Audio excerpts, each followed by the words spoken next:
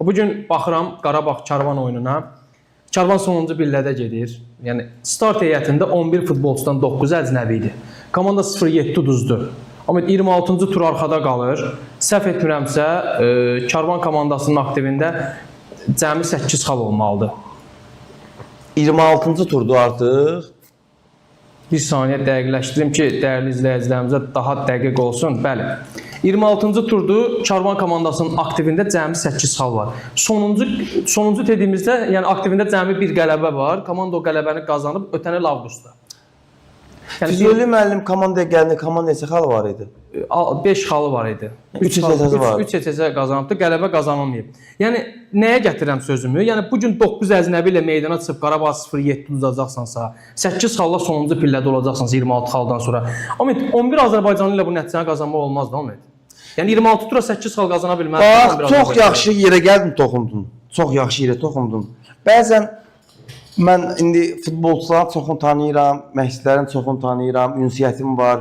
Yəni bəzən istəmirsən ki, kiminsə qəlbinə dəyəsən və yaxud da belə deyək də deyəcəyin sözlər Azərbaycanda insanlar, yəni futbol cəmiyyətində o qədər öyrəşiblər ki, məsəl üçün bu arada canlımız çox qalxır, düşür, səbəbini bilmirəm. Yəni bəyənməyi və paylaşmağı unutmayın. Yəni sizin dəstəyiniz bizim üçün önəmlidir.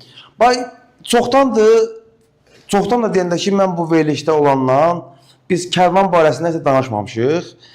Mən sözün açığı Füzuli Məmmədov komandaya təyin olunanda fikirləşirdim ki, Kərvandan fərqli nələrsə görə biləcəyik. Çünki yəni fikirləşirdim ki, Füzuli müəllim orada nələrsə dəyişə biləcək. Çox təəssüf ki, çox da dəyişiklik olmadı. İndi bilmirəm, bunun səbəblərindən biri bəlkə də o istədiyi futbolçuları komandaya cəlb eləyə bilmədimi və yaxud onsuz da o ora gedəndə bilirdi ki, hansı komandaya gedir və yəqin ki, bilirdi ki, çox böyük qlobal dəyişiklik eləyəməyəcək komandada. Yəni getdiyi komandanı bilirdi. Yəni onu demək istəyirəm. Məsələn, sözün açığı mənim ümidlərim çox idi. Yəni Füzuli Məmmədovun nəysə bir dəyişikliklər eləyə biləcəyinə. Amma zaman göstərdi ki, çox da belə deyək də, göstərilən nəticələr çox da dəyişikliklər eləməyin mümkün olduğunu, yəni olmadı, belə deyək. Və gələk sənin o birisi sözvə ki, 9 legioner oynayır, bu legionerlərin nəyə lazımdır? Elə bundan Azərbaycanlılar olsaydı nə olardı? İndi gəl mən sənə bir söz deyim. Keçən dəfə Vadim Abdullayev idi, səhv eləmirəmsə, onun bir sözü var idi mətbuatda. Dedi ki, bəs oyunun nəticələrini legionerlər həll eləyirlər. Yəni, legioner qol vura bilmirsə, biz yerlilər nə eləyək? Düzdür? Əla. Mən də razıyam, dünyanın hər yerində çox vaxt nəticələri legioner futbolçular, yəni əcnəbilər komandanı öz arxasınca aparır. Amma, məsəl üçün, məncə həm Vadim, həm orada olan digər futbolçular unutmamalıdırlar ki, bugün Kəpəz komandası daha çox Azərbaycanlı ilə demək olar ki, Premier Liqada qalmağı qarantiləyib. Düzdür? Yəni, o Vadimin səsləndirdiyi fikirlərdə, belə deyək də, səhv yoxdur. Sadəcə, məsələ ondan gedir ki... Əslində, Vadim də bəlkə subliminal mesaj ötürür, belə mənim ötürdüyüm mesajı ötürür ki, yəni bu futbolçularla biz... Mən başa düşdüm, amma bu günləri əgər Kərvan komandası... Gəl yaxşı, mən sənə sualı belə verim. Məsəl üçün, səncə bu komandadan, Kərvandan, heç legionerlərə qoyuram qurağa, məncə onsuz da heç kimə lazım olmayacaqlar.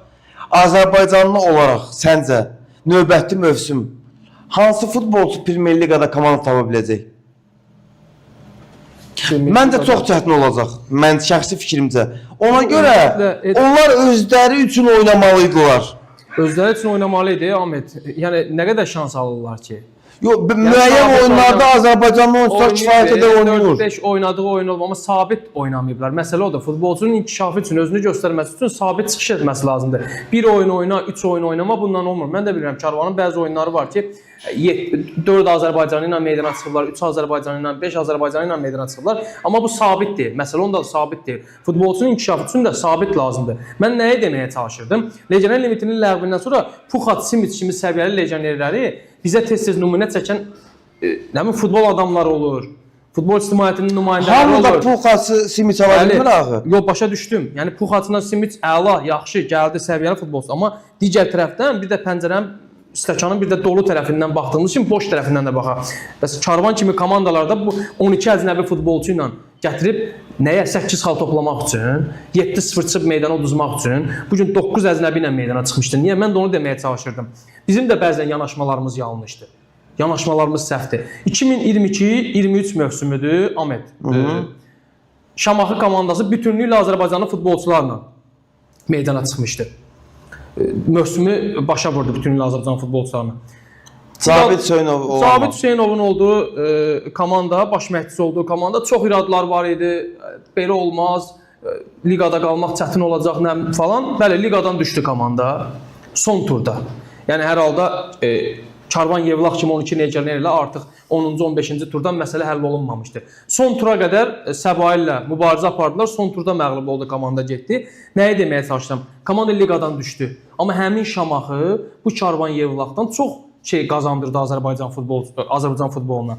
Deməli 24 yaş ortalamasıdır həmin mövsüm komandanın heyəti. Bu gün Rəhman Daşdəmirov həm milli komandamızın üzvüdür, həm Sabah komandasının üzvüdür. Məhz həmin Karvan, daha doğrusu Şamaxı komandasından üzə çıxıb. Rauf Hüseynli bu gün Kəpəzdə oynayır Premyer Liqada. Cəlal Hüseynov ölkə xaricində Ardada legioner həyatı yaşayır.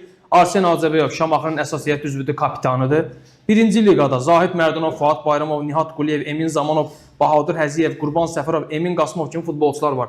Ramin Əhmədov Qırğızstanda legioner həyatı yaşayır.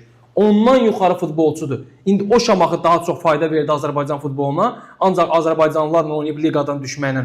Yoxsa bu gün 12-13 legionerlər liqada qalan hansısa bir klubumuz hansı faydalı dayanır? Yox, baxdığım perspektiv təbii ki, doğrudur. Mənim də yanaşmam bundan ibarətdir ki, biz yəni süni şəkildə çempionatın səviyyəsini qaldırmaq, süni şəkildə nə bilim hansısa səviyyəli əcnəbini gətirdik. Bu keçici bizə nəsə verə bilər. Mən sabitlikdən danışıram. Bax o göstərdiyimiz Özbəkistan liqası.